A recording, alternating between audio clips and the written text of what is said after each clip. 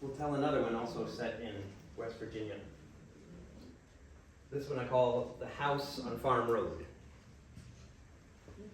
Once, not so very long ago, in a small rural town in West Virginia, there lived a young couple named Jack and Cindy.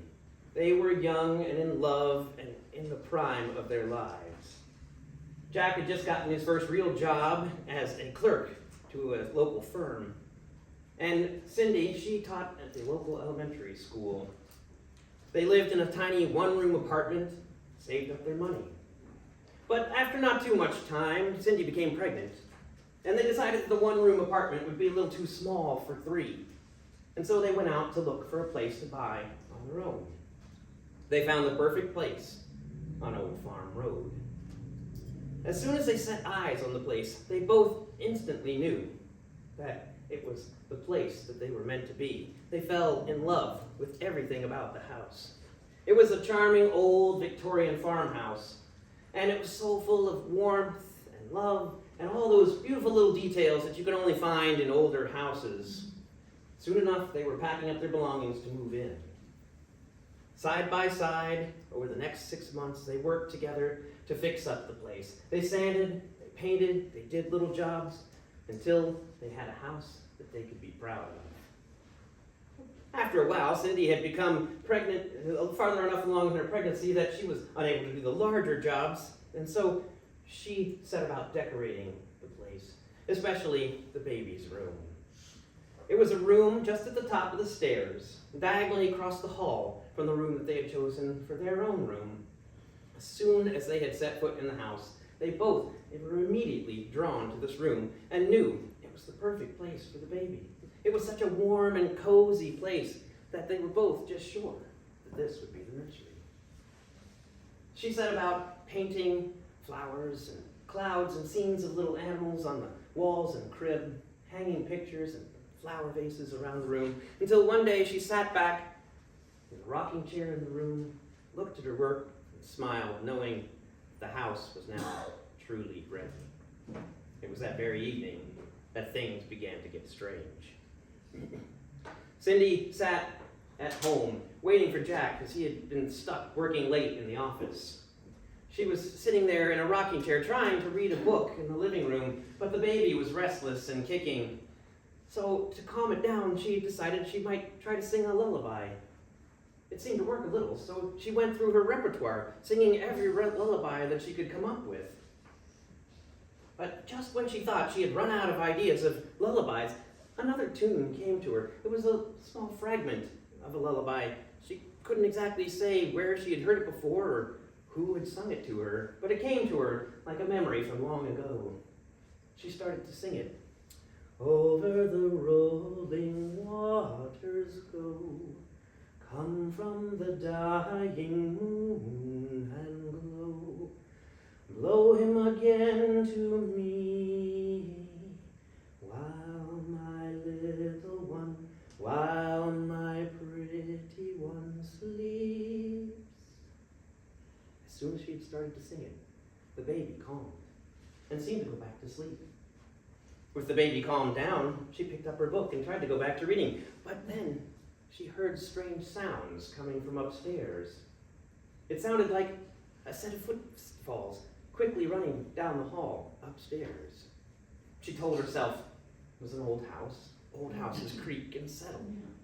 But nonetheless, she put down her book, stood up, and softly crept up the stairs. When she got there, she found nothing and no one suspicious. But the door to the nursery was open. Hadn't she closed it? She peered inside, saw nothing but the curtains rustling in the wind. Thinking that the door surely had just blown open, she returned downstairs to her book. But the next night, again, she heard strange sounds.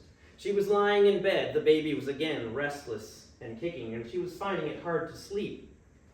She was just about thinking about getting up for some tea when that melody came to her again in her head.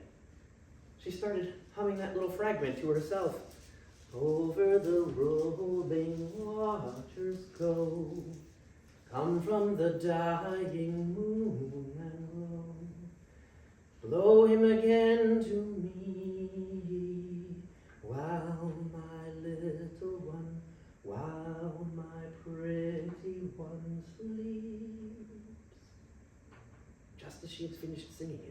heard it. It started with a low whoosh, and a hot wind seemed to hit her face. Then she heard it, the footsteps running down the hall, as if someone were padding barefoot just outside her door. She bolted awake, though, when she heard the nursery door being wrenched open. She screamed to Jack that someone had run by the door outside. Jack grabbed a hammer from the shelf that he'd been putting up earlier in the day, and he ran out into the hall. But he found no one there. He came back to bed, and he told her it must have been a dream. She should just go back to sleep. All was fine. But sleep would not come to Cindy. On the third night, she sat awake, more from her own nerves than for any other reason. After a while, she gave up and she got out of bed. She took a small chair and she set it at the foot of the bed and sat down there, facing the open door into the hallway. It was very quiet at that end of Old Farm Road. Not even the crickets seemed to be singing, and there was only a sliver of moon in the sky to give light to the room. She strained her ears for any sound from the hallway. Her own breath seemed impossibly loud in her ears, and her heart was pounding in her chest when the words of that melody came to her again. She hummed it softly to herself to calm her own nerves.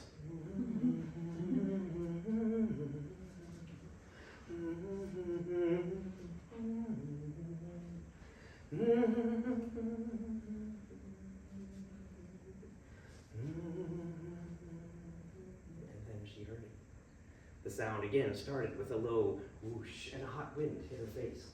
Then there was a crackling and rustling sound that built and grew. It seemed to be coming from all around her, from the walls, the floor, the hallway. It built and built until the whole house seemed to be alive with the sound and the roaring of this noise. And then she heard the footsteps running down the hall as if someone was padding barefoot past the door. She bolted from her chair and ran for the door, and just as she reached it, she heard the nursery door being wrenched open. She turned the corner and peered down the hallway and gasped, for standing there in front of the nursery was a young woman.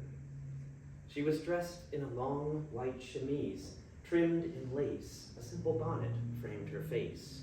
Her skin was impossibly pale, and her inky dark hair and eyes seemed to be made of the night itself. But what truly stopped Cindy's heart was the look of terror and desperation on this woman's face. She stood in front of the nursery with her hand in front of her face and then quickly dashed into the room. Cindy ran across the hall and stopped in the doorframe, but the room was empty. The excitement and shock of this encounter must have brought on Cindy's labor, for she crumpled against the door with a wave of her first contraction. And soon enough, Jack was rushing her to the hospital. Although she babbled something about a strange woman in the house, soon enough, the bustle of the delivery room provided everyone with other things to think about. After some time, Jack and Cindy welcomed a new, beautiful baby into their family. Cindy spent a few days in the hospital, resting and bonding with the baby. And then the whole family went home. All cares of the strange night's happenings forgotten. In fact, as much as could be with the new baby in the house, life settled back into routine. Weeks passed, in fact. But then one night, Jack and Cindy had just checked on the baby. They collapsed into their bed, wearily kissing each other goodnight, and quickly falling asleep as tired new parents do. But hours later, Cindy began to have a strange dream. She and Jack were at the lake where they had gone camping a few years ago. They had built a campfire, and they were toasting marshmallows on sticks. But the campfire was too big, and Cindy's marshmallow kept getting singed, no matter what she did. She could feel the heat of the fire. She could smell the smoke. Suddenly, Cindy bolted upright in bed with a gasp and then coughed as she inhaled a lungful of real smoke. There was stifling heat in the room, and an ominous orange glow was coming from under the doorframe. She grabbed at Jack to wake him, and they both ran for the door. He screamed to go get the baby, while he tried to make it downstairs to the kitchen phone to call for help. She turned and she tried to get down the hallway, but at that moment, flames broke through from the floor below, and a blast of hot tongue of flame lapped at her face. She pitched awkwardly and tumbled down the stairs, bouncing bruised to the living room below with the wind knocked out of her. She gasped and choked as the heat and smoke filled her lungs like water. Then, with instinct alone, she turned over and began to crawl towards what she could feel as a small breath of fresh air. Then suddenly she found herself somewhere cool and damp, and the last of her strength faded, and she passed into blackness. When she came to again, she was wrapped in a blanket, and a fireman was carrying her swiftly away from the house. He deposited her with Jack, with a paramedic who was already tending to them. She screamed, my baby's still in there, and the fireman quickly turned and ran back into the blaze. Jack and Cindy could do nothing but sob in each other's arms and watch and wait and hope.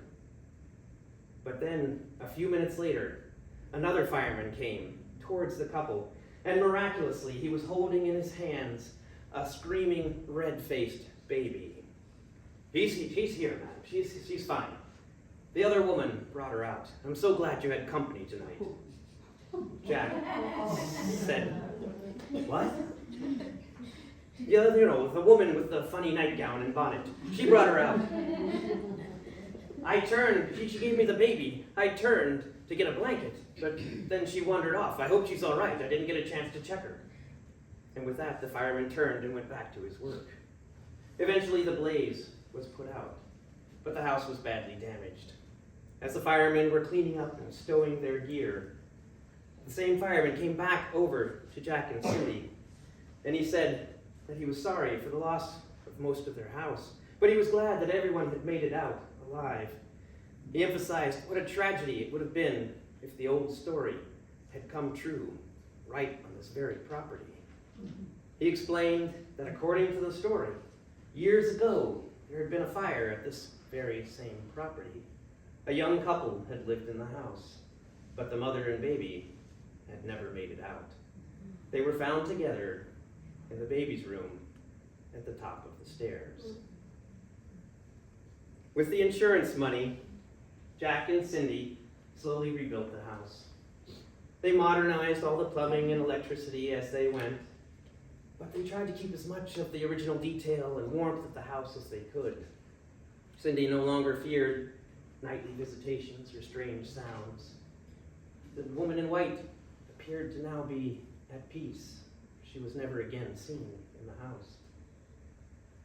And so they lived many a long year in that house, now full of nothing but warmth and love.